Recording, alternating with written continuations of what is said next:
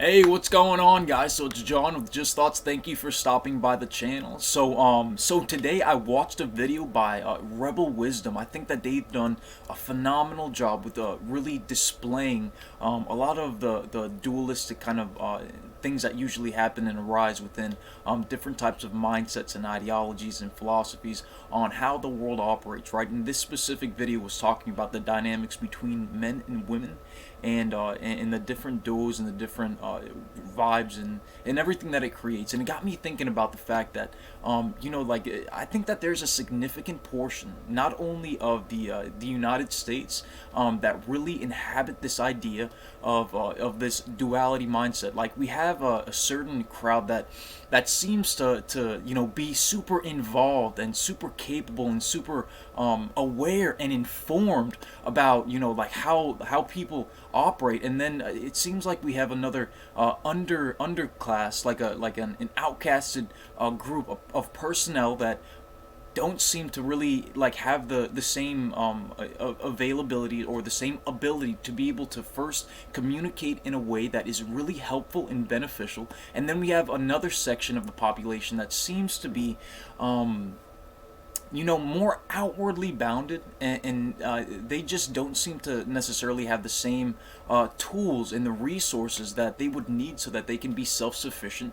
And I think that this is important to be able to like shine a light on, because right now we have a significant portion of those inwardly bound personnel that are rising and accelerating and gaining the momentum that they would need to be able to follow through with whatever their heart's desire is, right? And basically, like the majority of the people that don't have that same don't have that same ability, there always seems to be a common set of trends that usually happen if those within those groups, right? And my question is, does the people that are hyper involved and aware and informed like really plan on what do you call it, on not focusing on the people that are uninformed? Like what are we planning to do? You know what I mean? Like what's the direction that we plan on going? Are we going to like get to the point where it's like it becomes so obvious that the wealth disparity and the wealth gap becomes like unimaginable? Are we gonna wait to the point where like we have a section of the population that gets to like be so separate from the rest of humanity that they get to enjoy the benefits of life in unreal manner in comparison to the people that are hungry and starving and that are having difficulty and they don't have those same tools? I just feel like the majority of the people that have become successful, right, and have those tools and have the wealth to be able to back it up, right.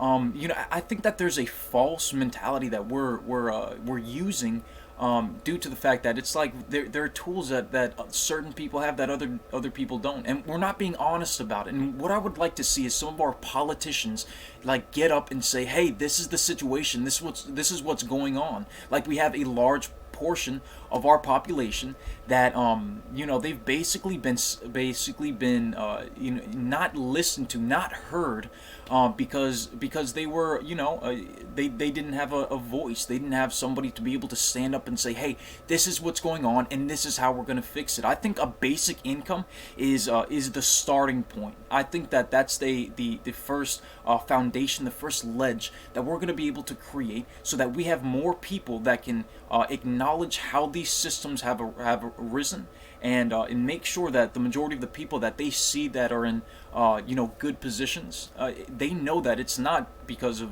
their own ability and their own capability of being able to like be successful, but there's a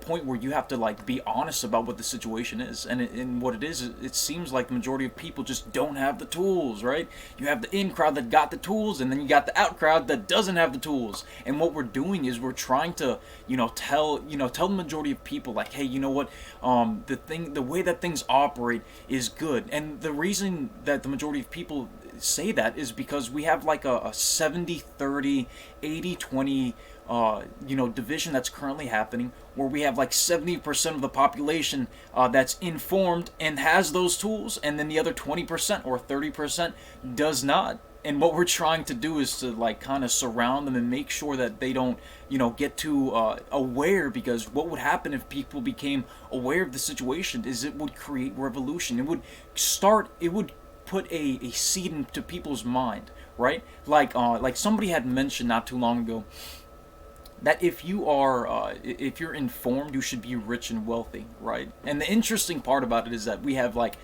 people that are 40, 50, 60 years old that they consider themselves wealthy, but wealth in correlation to somebody that's like informed is like completely different, right?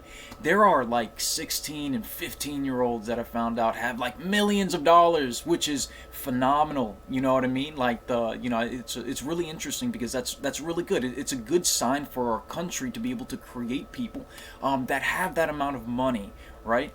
But then like at the same time, there are people that are like 30, 40, 50 years old that have been working their entire life, that have been informed as well, and they live in poverty, right? And that's the situation that's currently happening, is that we have like these different hierarchies of excellence and of wealth and material possessions, but in reality, like the 30, 40, and 50-year-olds that have been informed, those people, like the majority of the things on their counter have been the hard work and the hard work ethic that they've been able to produce, due to the fact that they have the spirit and the will to be able to do so.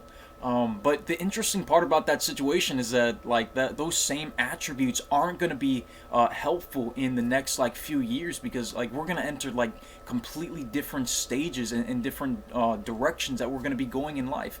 Like one of the interesting things that I think is really important to be able to mention is that like for instance, like we have decided that we wanted to move forward and get past this like cash thing, right? There's going to be a cashless society within the next, I say, 2 to 4 years, right? So it interests me to be able to see what we can do about making sure that when we have that situation, that exchange, that we acknowledge all of the people that thought they were informed and thought they were aware, that still live in the same situation. They're in the same boat essentially as the people that we decided were more so outbound, right?